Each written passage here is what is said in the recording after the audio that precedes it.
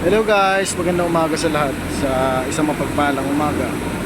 Ngayon sa video natin, ito ay isang condenser ng refrigeration unit namin dito. Ngayon, ang video na to, ipapakita ko sa inyo kung paano ang pag-drain ng condenser na to.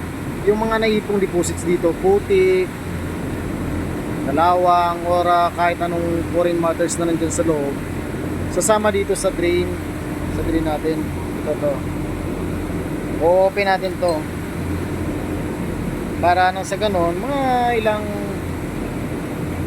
segundo lang, kahit mga 15 or 20 seconds, pwede na yan.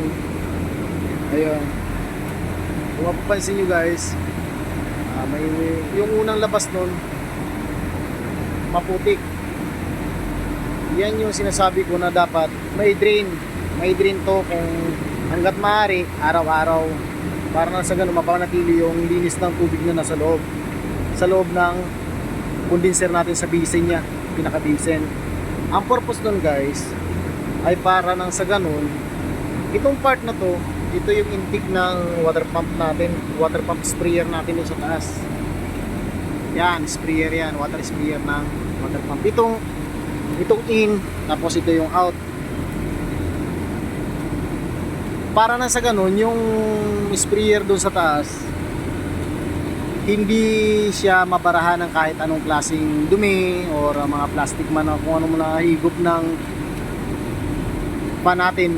Kasi medyo open yung pan natin. May screen man siya pero may tendency na papasok yung dumi doon. Yan guys, para nang sa ganon panatili natin yung magandang performance ng ating refrigeration unit. Ito yun guys, yung pan na sinasabi. Open kasi siya.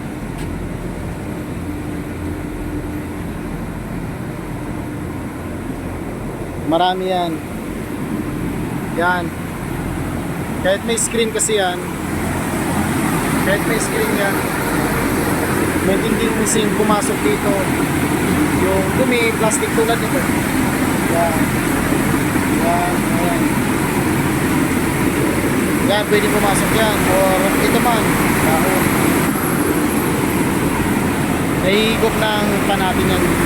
Yun yung purpose na dapat araw-araw ay ma-drain natin yung drain natin ng tubig doon sa basin ng ating condenser para iwas bara sa mga sprayer natin. So maraming salamat guys sa maiksing oras na inyong ginugol dito. Salamat po sa panonood.